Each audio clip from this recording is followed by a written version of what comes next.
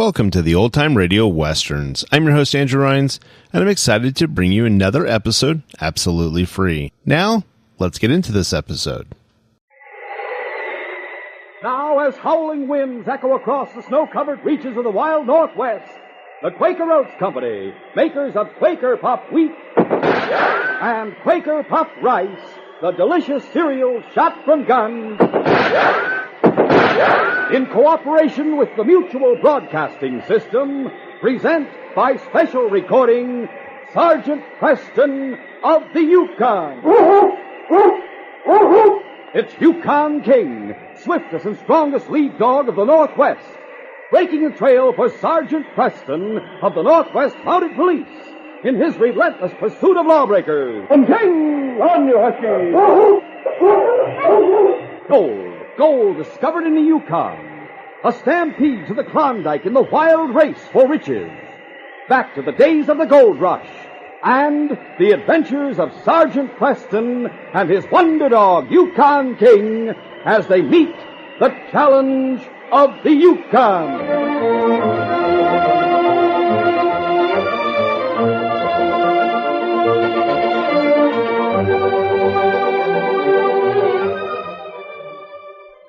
Our adventure will begin in just a moment. Is your youngster a problem child in the classroom? Maybe it's because our schools themselves are such a problem. Maybe your child is sharing desk and textbook with another child who is also finding it hard to learn under such conditions.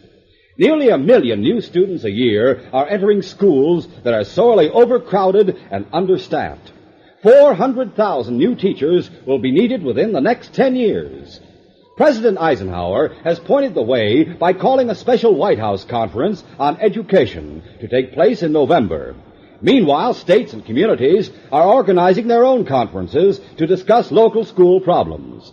Carry the ball for your community. Write for free information on how to hold a community conference. Write Better Schools, 2 West 45th Street, New York 36, New York. Remember, better schools build better communities. This message is brought to you as a public service.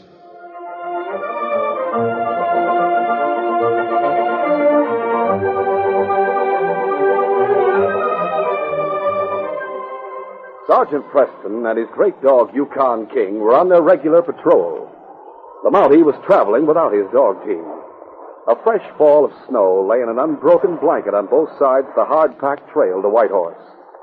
A few miles from town, King suddenly halted. He began to dig in the soft snow while Sergeant Preston watched.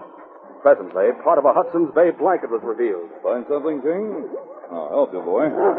Easy now, fellow. Don't get too rough. We'll see what's buried in the snow. A few moments of hard work brought the discovery that the blanket had been wrapped around the body of a dead man. Sergeant Preston's face became grim when he saw that the dead man wore the uniform of the Northwest Mounted Police. Great Scott, King, this man's been murdered.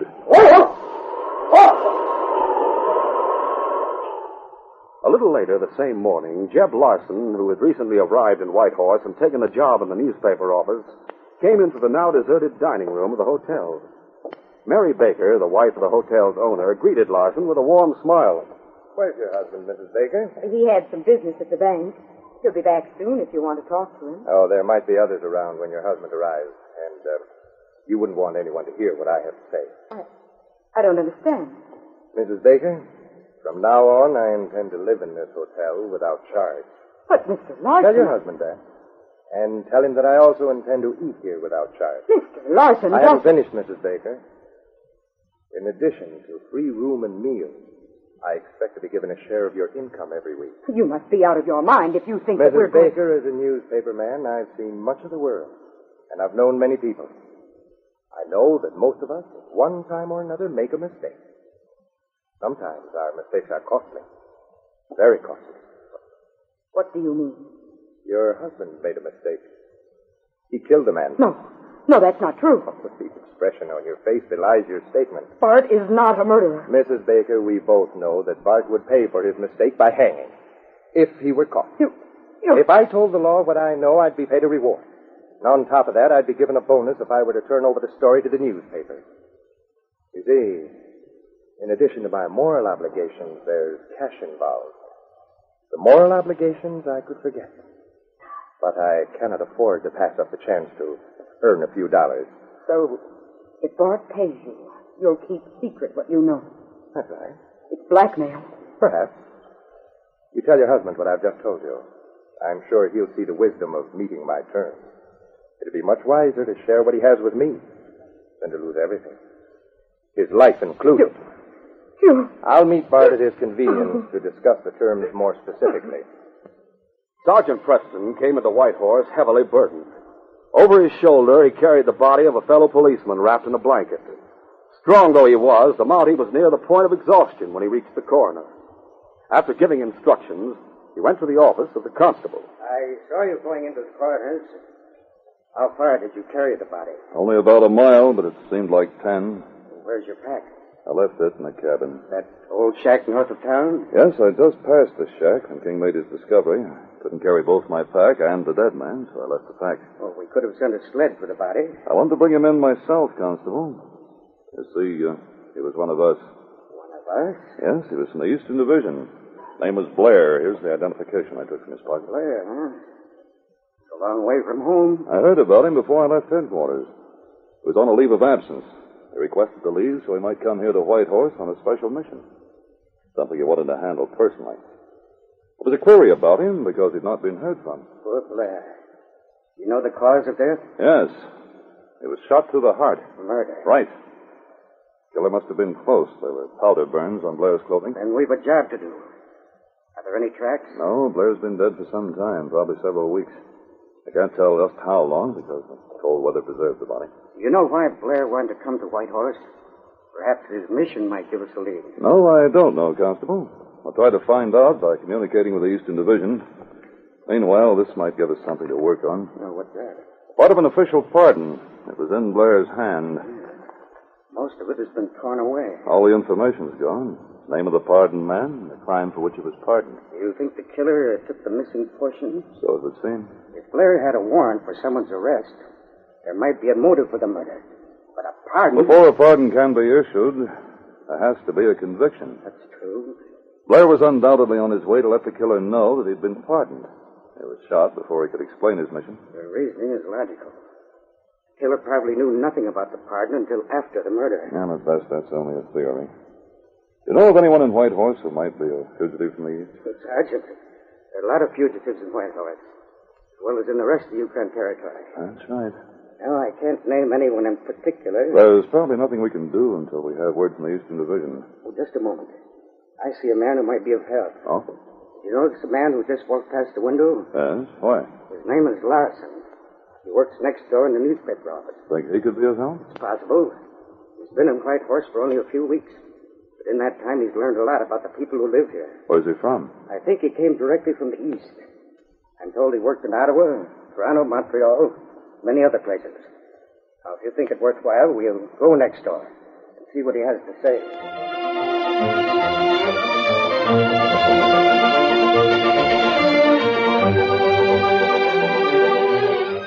We'll continue our adventure in just a moment.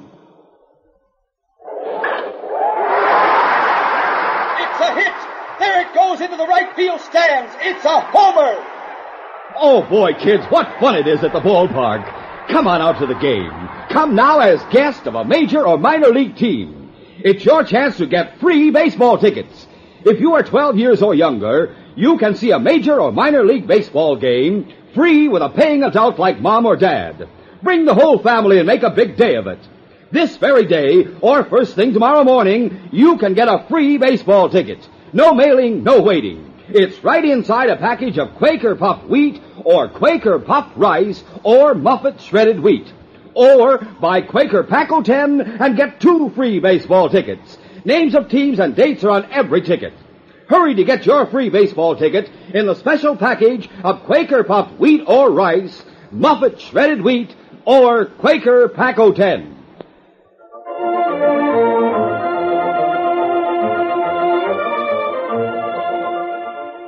Now to continue. Sergeant Preston and the constable talked at length to the reporter without learning anything to aid in solving the Blair murder. Meanwhile, the noonday crowd filled the dining room of the hotel and kept Mary Baker busy serving meals. It was sometime after noon before she had a chance to tell her husband about Larson's threat. The two were in Baker's office. Yeah, there's no doubt about it, Mary. Larson has me backed against the wall. That man, I'll never forget the way he sat there making his demand. I should have known better than to run away. The world's not big enough to hide a man who's wanted for murder. But you were framed. The cards were stacked against you. I couldn't prove it, Mary, so I was convicted. If I hadn't escaped from jail, my term would have been half served by this time. In another 10 years, I would have been a free man. But now, if I'm caught, well, 20 years starting now would be the rest of my life.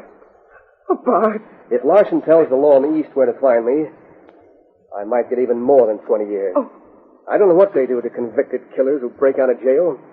Might even hang me. Oh, no. I can't go back. That's all there is to it. I can't face it. Just when everything was going so good. I'd almost forgotten you were a fugitive. I hadn't forgotten it, Mary. I'll never forget it. I wonder how Larson knew about my past. He didn't say. If Larson were out of the way... Bart, what are you thinking of? A man has to defend himself, Mary. No, Bart. I know what you're thinking. You mustn't do it. We'll pay Larson. That's all we can do. Who is it? Larson, I want to talk to you, Baker. Now we'll learn how much he wants. Come in. Sorry if I'm breaking up a cozy little family conference. I've told my husband what you said, Mr. Larson. Oh, good. Now, Bart and I must have a conference. A private one, if you don't mind, Mrs. Baker. My wife has a right to hear whatever you say, Larson. You may tell her later if you wish. I'll go. Your wife might not understand the situation. She understands it perfectly, Larson. The situation has changed since I talked to your wife this morning. What do you mean? You must do more than I thought to keep your secret. Larson, let me ask you just one question. Well? How did you learn about me? Baker, it's unethical for a newspaper man to divulge his sources of information. Don't tell me you have ethics. Frankly, no. I have neither ethics nor conscience. So I'll tell you how I know about your past. As a matter of fact, what I tell you will lead into the main purpose of this visit. A few weeks ago, when I was hiking to examine the scenery north of town, I found a dead man on the trail. You did? He was a police officer. I went through his pockets to learn his identity and found a warrant for your arrest. My arrest? Yes. The officer had come all the way from the east to take you into custody. Well, I wonder how he learned where to find me. There was a letter in his pocket from a man named Alex. A friendly letter telling about a visit to Whitehorse. Your hotel was mentioned as an excellent place to stay. You and your wife were described. Oh? Yes. Here's a letter. You might like to keep it. It speaks very well of you. But now to return to the main issue, Baker. How did this officer die? He was shot. Shot? Now, whether you shot him or not is beside the point. Oh, no, I didn't. The point is that I buried him in the snow. I said nothing about finding him. Because you intended to use what you'd learned to blackmail me. Yes, I remained silent for a few weeks to study your business and determine how much I should ask you to pay for my silence. This morning, the dead man's body was found by Sergeant Preston and that dog of his. I've heard of Preston and King. So have I. They share a fine reputation. I've talked to Sergeant Preston. Does he know about me? Not yet. He's going back to where the Mountie was killed to look for evidence. His dog may pick up the scent of the killer. After several weeks? I don't know. I've heard of some remarkable performances by that dog. You might pick up my scent. It's conceivable that I might be arrested for the murder. That's why I must act tonight. As for you... What about me? Tomorrow, when Preston returns to town, he'll report what he has learned to the Eastern Division. He'll be told that a warrant was issued for you. You know what that means? Yes. That's why you must help me tonight. Help you do what? Dispose of Sergeant Preston and his dog. You mean... Kill him. No. You don't, it'll only be a matter of days before Preston comes for you. If he doesn't arrest me, someone else will. I'm through. There's no way out. Oh, yes, there is. The Eastern Division knows where to find me. When it's known that the man who came for me is dead, someone else will come with a warrant. By getting rid of Preston, you'll have a couple of weeks to make your escape. Escape? There is no escape. Oh, but there is, Baker. Sell your hotel. I'll buy it at a fair price. Clear out of Yukon. Go to the States. Change your name. Should have done that in the first place. I'd be a murderer. Well, what are you now? My conscience is clear. Conscience. What good is a clear conscience if they hang you? My wife. She'd hate me. She doesn't hate you now. Because she knows I'm innocent of the crime in the East. But if I help you murder She needn't know that. She needn't know a thing about it. Why? I don't know what to do. I'm telling you what to do. In the States, you'll start a new life. With a bankroll, you can buy a farm or a ranch. Or you can open another hotel. You'll be free. You have cash enough to buy this place? I'll give you a fair price. I have some cash. I can borrow from the bank. Now listen to me, Baker. You have more to lose than I have. And more to gain. In a couple of hours tonight... Larson talked long and convincingly. He brushed aside all doubts in the mind of the hotel owner. Mary, I have an errand to do. Oh? I should be back by midnight. It's a bad night, Bart. The wind is blowing hard. Do you have far to go? Please, Mary, don't ask questions. I can't tell you anything about it. You've got to trust me, honey. More than ever before, you've got to trust me. I do trust you, Bart. Mary returned to the dining room, and Bart went to his office. He buckled a gun belt around his hips, and then took a heavy 6-gun from a drawer of his desk. He examined it, loaded it, and dropped it into the holster. He was joined a moment later by Jeb Larson, who also was armed. The two men headed along the windy trail toward the north. The wind and the night were filled with voices. Voices from the present and voices from the past echoed and re-echoed in Bart Baker's brain. We find the defendant guilty of murder as charged in the indictment. I trust you, Bart. I'll never believe that you are guilty. Bart's emotions were strained to the breaking point. He no longer had a sense of values. Jeb Larson, striding along the trail at his side, was grim and silent. And then suddenly, Jeb Larson's voice cut through the phantom voices like a knife. Hey, Baker. Oh, what? We're getting close. There's the cabin just ahead. Oh, yeah. Sure enough. Stop here a minute. There's a light in the cabin. Yeah, that makes it easy for us. We'll be able to see Preston and his dog. Is your gun ready? It's ready. Now, here's how we're going to work this. You go rap on the door. Tell Preston you want to talk to him about the dead man he found on the trail. What are you going to do? I'll join you. But I don't want to take a chance on that dog of Preston's. I told you he might have caught my scent near the body. The dog might jump me. Mm-hmm. Now, you tell Preston that you're afraid of dogs. Ask him to tie King before you talk. Then what? I'll join you, and then we'll both shoot. You take the dog, I'll take the mountie. Well, what's the matter? I'll try to go through with it. Well, you better go through with it. Listen, just remember, what you're doing is in self-defense. It's the Mountie's life or yours. I suppose it is. Now, get going.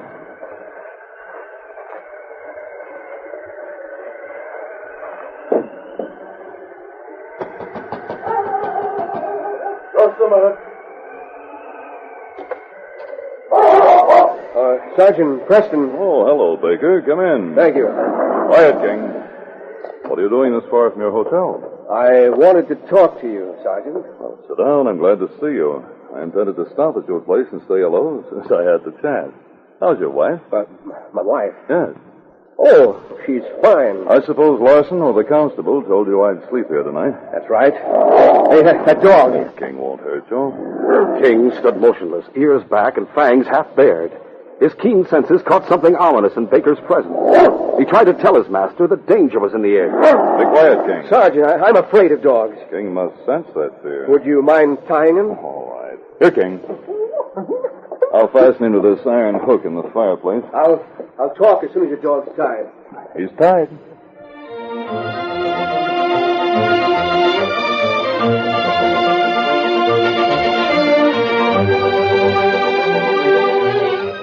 We'll continue our adventure in just a moment. Say, kids, picture yourself at the ball game right now. The bases are loaded with 2 out. The star hitter steps up and you see him in person. You get the thrill of seeing him hit that homer. Get in on the fun. Come out to the ball game as guest of a major or minor league team. Yes, you can go free if you are 12 years or younger and bring a paying adult like mom or dad. It's so easy to get a free baseball ticket. It's right inside a package of Quaker Puffed Wheat, Quaker Puffed Rice, and Muffet Shredded Wheat. You get 2 free tickets in Quaker Pack 10. The tickets tell you the names of the teams and the dates. Bring the whole family and have the time of your lives at the ballpark. Remember, no mailing, no waiting. You can get as many free baseball tickets as you want. They're inside packages of Quaker Puffed Wheat or Puffed Rice, Muffet Shredded Wheat, or Quaker Pack 10. Get yours right away.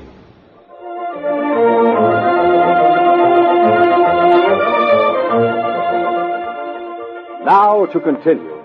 King knew the scent of men who think of murder. And he caught that scent when Baker entered the room. When Jeff Larson entered, the scent was more than doubled in intensity. Well, Larson, I'm having lots of company. What brings you here? I want to talk to you about guns, Sergeant Preston. Guns, eh? Yes, this one of mine. King, be quiet. You should never point a gun at anyone, Larson. It's dangerous, isn't it? If King weren't tied, he'd jump you for pointing a gun at me. Better lower it. You're worrying him. Bart will fix King so that he'll never worry again. Draw your gun, Bart. Just a minute. What's the game? Steady, Preston. I'll fire if you reach for your gun. You're going to fire anyway, aren't you, Larson? I can think of only one reason why you'd shoot me. You're afraid I'll learn the truth about Constable Blair, isn't it? Maybe. Blair? Is that the man who was killed? Yes, Baker. You know him? I did know him. Then you must have been in the East before you came here. You're the man Blair was coming to see. I didn't shoot him. No, I don't believe you did. Otherwise, you wouldn't have been surprised when you heard his name. Did you shoot him, Larson? What if I did? You'll hang for it. Oh, no, I won't, Preston. You see, you're not going to live long enough to tell what you know. So you brought Baker here to help. You must have been desperate. You must have thought we'd learned the truth. I'm sorry, Preston, but it's either you or Baker and me. We got to get rid of you. There'll be another man in my place, Larson. You can't get away with murder. As for you, Bart, I thought you were all right. I'm disappointed. Just shows that even you can make a mistake, Preston. Baker's wanted for murder in the East. I didn't kill that man. The law said I was guilty, but I was innocent. There's no reason why I should pay for a crime I didn't commit. You know, Bart, I believe you. You're not a killer. You're too honest, too square to kill a man. Get the dog, Bart. King's helpless. He can't hurt you, Bart. Shoot him, then go back and tell your wife how brave That'll you do, are. Preston. It's the end of the string. No. Shoot that dog. Shoot! No, drop your gun, Larson. What? I can't go through with it. Drop your gun. Why, you... No! Give me that gun, Larson. Double-crossing coward, you turned on me. Thanks, Bart. Now I'll take your gun. Here you are, Sergeant. Quiet, King. I couldn't go through with it. Oh, my arm. The bullet just nicked you, Larson. Now, let's have the truth. Bart, how did Larson persuade you to come here to kill me? Why, it was that or go back to jail for 20 years for a crime I didn't commit. Larson was going to turn me in as a fugitive. Double-crossing. You know why Blair came all the way to Whitehorse to see you? Yes, he's the one who got evidence against me in the first place. Larson said he'd found out I was here and came to arrest me. He had a warrant. Did you see it? No, but Larson told me he saw the paper. The paper Blair was carrying was torn in two.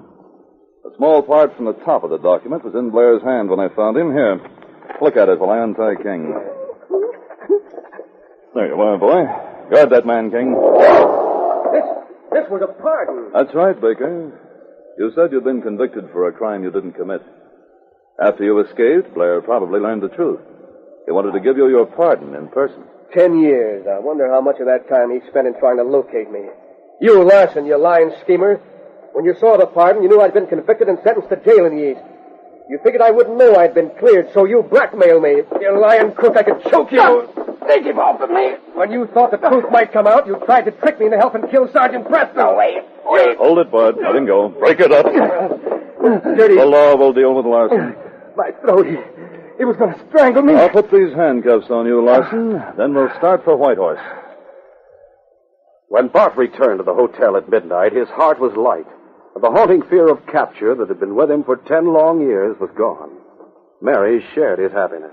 Bart, it's almost too good to be true. Larson confessed everything when Sergeant Preston and the constable questioned him. Then he did kill Constable Blair. Yep. It took Sergeant Preston a long time, but he finally learned the truth. Oh. See, Larson was out hiking when he met Blair. Blair asked if he knew a man in town named Bart Baker. Larson wanted to know why the law was looking for me. He persuaded Blair to show him the pardon. Then Larson saw the chance to blackmail me. He pulled his gun on the mount. He shot Blair. Then he got panicky. He snatched the pardon. Blair's dead fingers were gripping the top part, and it tore off. Larson didn't even know it at the time. He stuffed the paper into his pocket, dragged the body to the side of the trail, and buried it in the snow. And he claims now that he didn't know what he was doing. Claims it was temporary insanity. Yeah. Well, that's going to be his defense when he goes on trial. But he'll never get away with it, Mary. He'll hang. Bart, tell me, why did you go out tonight with Larson? Honey, I was thinking. Well, I was going to do something. But when the showdown came, I just couldn't do it.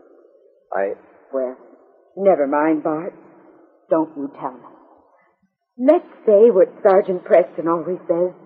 This case is closed.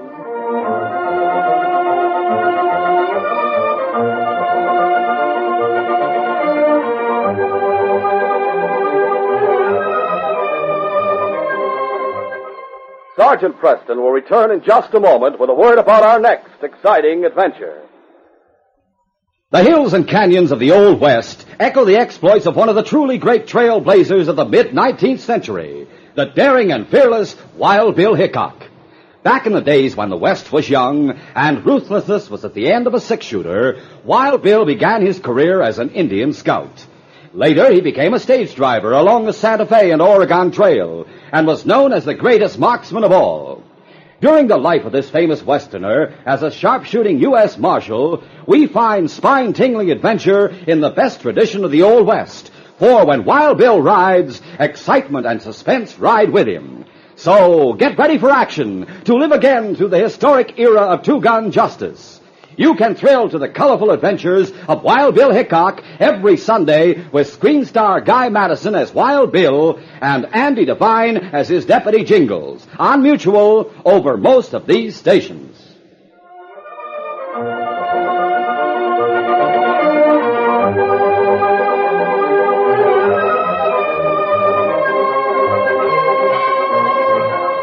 When the express office in Selkirk was robbed of a bank shipment of cash, Sergeant Preston and Yukon King took over an unusual case. After visiting a sweet elderly lady who ran a boarding house, the constable was mystified when Preston carried away an empty dinner pail. Sergeant, what on earth could that empty dinner pail you picked up at Miss Stella's place have to do with this case? It may have a great deal to do with it, Constable. If what I think is true, you're in for the surprise of your life. In their attempt to solve the baffling robbery, Preston and the constable unwittingly became the momentary targets for a killer's gun. Can they escape being killed and turn the tables on the crooks? Be sure to hear this next exciting adventure.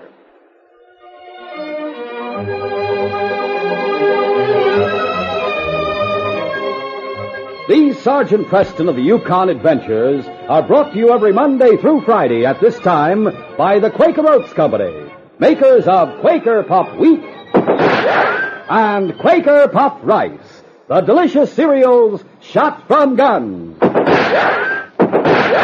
By special recording in cooperation with the Mutual Broadcasting System. They are a copyrighted feature of Sergeant Preston of the Yukon Incorporated, created by George W. Trendle, produced by Trendle Campbell Muir Incorporated, and directed by Fred Flowerday. The part of Sergeant Preston is played by Paul Sutton.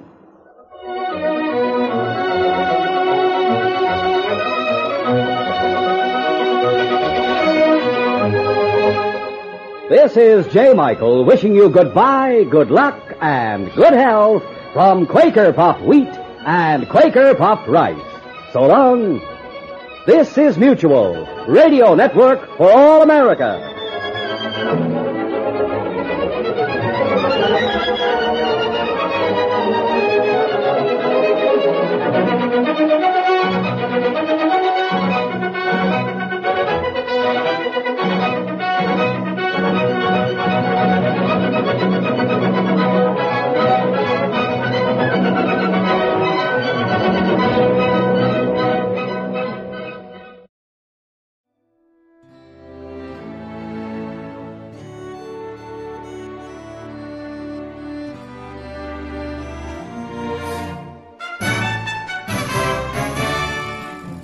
This has been a presentation of OTRWesterns.com, and we hope you enjoyed. Please take some time to like and rate our shows in your favorite podcast application. Follow us on Facebook by going to OTRWesterns.com/Facebook.